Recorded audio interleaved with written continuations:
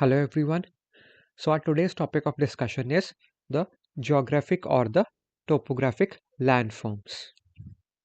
So this is the last major topic of geomorphology.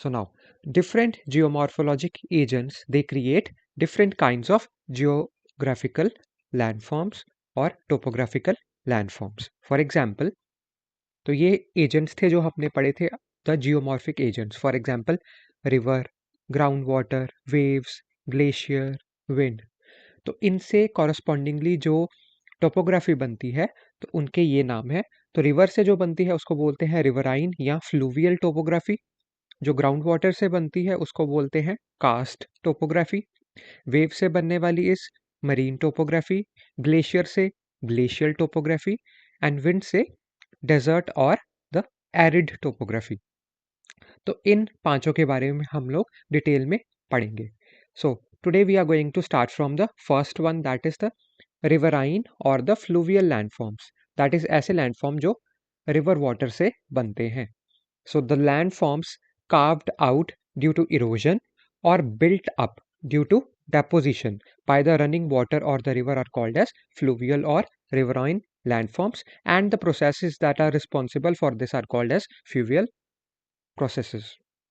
तो riverine या fluvial landforms कौन से हैं वो लैंडफॉर्म्स जो running water say that is the river water से या तो कार्व किए जाते हैं तो कार्व किया तो मतलब इरोजन की वजह से और बिल्ट अप हुए ड्यू टू डेपोजिशन की वजह से तो ऐसे लैंडफॉर्म्स जो रिवर वाटर से कार्व किए जाते हैं या दे आर कार्व्ड आउट और either they are built upon so such landforms are called as the fluvial or the riverine landforms तो इसमें agent for the fluvial landforms is the running water और the river water तो इसमें कौन कौन से processes जो हैं वो इन्वॉल्व होते हैं तो ये हमने पढ़े थे इन वेदरिंग एंड इरोजन तो ये कौन कौन से प्रोसेसेस हैं जो रनिंग वाटर के द्वारा जो ये लैंडफॉर्म्स बनाने में मदद करते हैं तो first one is corrosion that is the abrasion in water then is attrition जो छोटे छोटे पार्टिकल्स जो आपस में टकरा के और छोटे पार्टिकल्स में डिवाइड होते हैं दैट इज एट्रीशन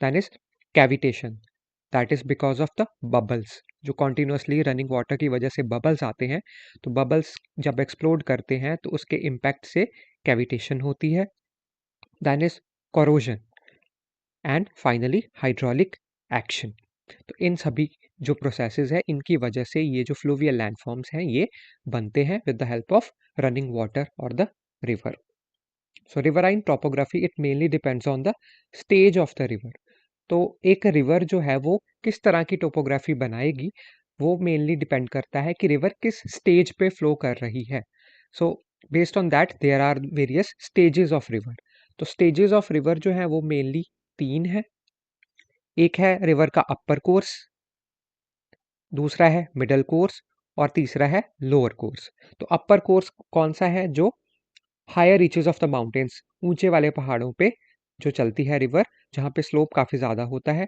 तो that is the upper course उसके बाद में जब जो रिवर है वो नीचे वाले पहाड़ों में आ जाती है तो it is in its middle course and finally जब वो प्लेन्स में आ जाती है जहाँ पे ग्रेडियंट बहुत कम है तो that is called as the lower course और इसके कॉरस्पॉन्डिंगली स्टेजेस हैं हमारे पास तो अपर कोर्स पे है यूथफुल स्टेज और यूथ स्टेज मिडल कोर्स पे है मेच्योर स्टेज और लोअर कोर्स पे है ओल्ड स्टेज तो इसके डिफरेंशिएटिंग पॉइंट्स कौन कौन से हैं तो अगर स्लोप की बात करें तो यूथ स्टेज में रिवर का बहुत हाई स्लोप होता है बिकॉज रिवर ऊंचे पहाड़ों से आती है तो ये जो स्लोप है ये ग्रेडियंट है ये काफ़ी स्टीप होता है वाइल जो मेच्योर स्टेज है या मिडल कोर्स है उसमें ये मॉडरेट होता है उतना ज़्यादा नहीं होता बिकॉज जो पहाड़ हैं वो छोटी हाइट वाले यहाँ पे होते हैं स्लोप उतना ज़्यादा नहीं होता और then finally is the old stage that is in the lower course जहाँ पे स्लोप जो है वो काफ़ी कम होता है that is mainly in the plains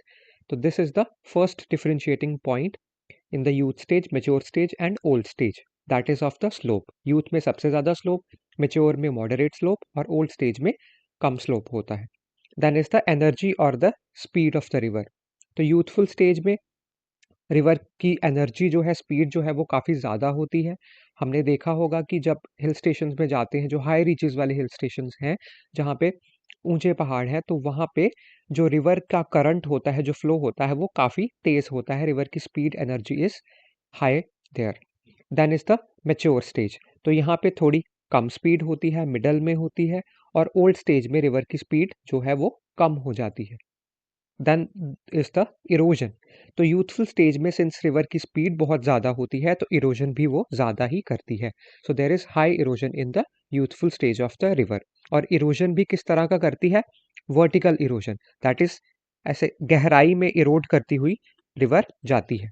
तो वी शेप्ड ऐसे वैलीज बन जाती हैं इन the youthful stage of the river. Mature stage की बात करें तो उसमें इरोजन जो होता है वो मॉडरेट लेवल का होता है, और मेनली लेटरल इरोजन होता है, जो लेटरल साइड्स हैं रिवर बैंक की, वहाँ पे मेनली इरोजन होता है।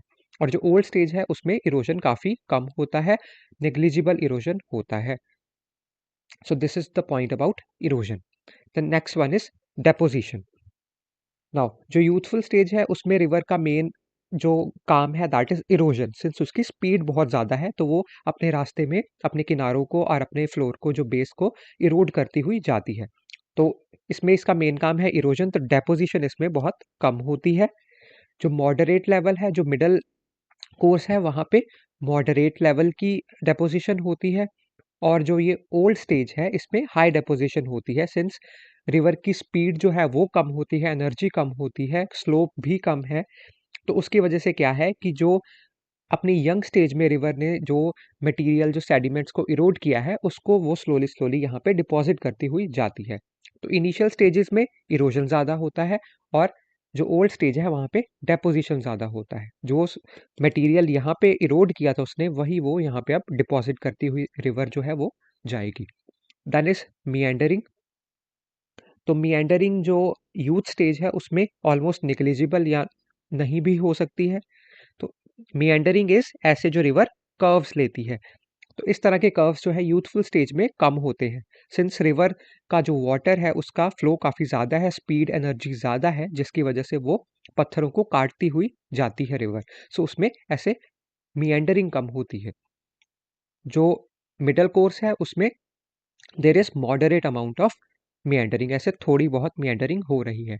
वाइल जो ओल्ड स्टेज है वहाँ पे काफ़ी ज़्यादा मिएंडरिंग ऐसे देखने को मिलती है, सिंस रिवर की जो स्पीड है वो कम है, सेडिमेंट ज़्यादा है उसमें, सेडिमेंट डिपॉजिट करती जाएगी, इरोजनल पावर उसकी बहुत कम है, तो इसीलिए उसको जहाँ से रास्ता मिलता है वो ऐसे कर्व्स लेती हुई ऐसे जाती है आगे।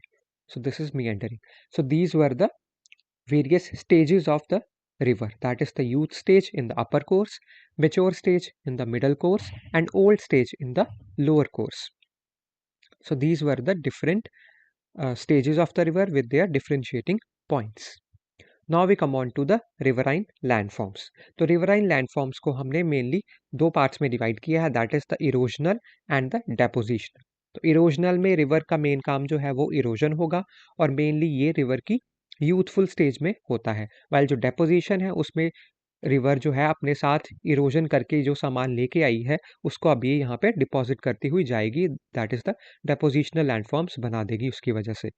So that is mainly in the mature stage and the mainly in the old stage. तो इरोजनल फीचर्स कौन से हैं लैंडफॉर्म्स?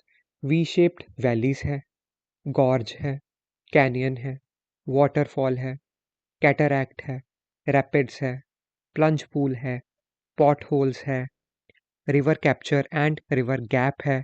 देन मिएंडरिंग किस तरह की है यहाँ पे? रिवर क्लिफ इरोजन की। वाइल डेपोजिशनल फीचर में क्या है? मिएंडरिंग है, that is slip of the slope. तो यहाँ पे इरोजन हो रहा है यूथफुल स्टेज में, इरोजनल लैंडफॉर्म्स में रिवर क्लिफ इरोजन बोलते हैं उसको। वाइल जो डेपोजिशनल में मिएंडरिंग हो रही है वहाँ pay slip of the slope है, और मेनली वहाँ पे जो सेडिमेंट्स है उनकी डेपोजिशन होती है।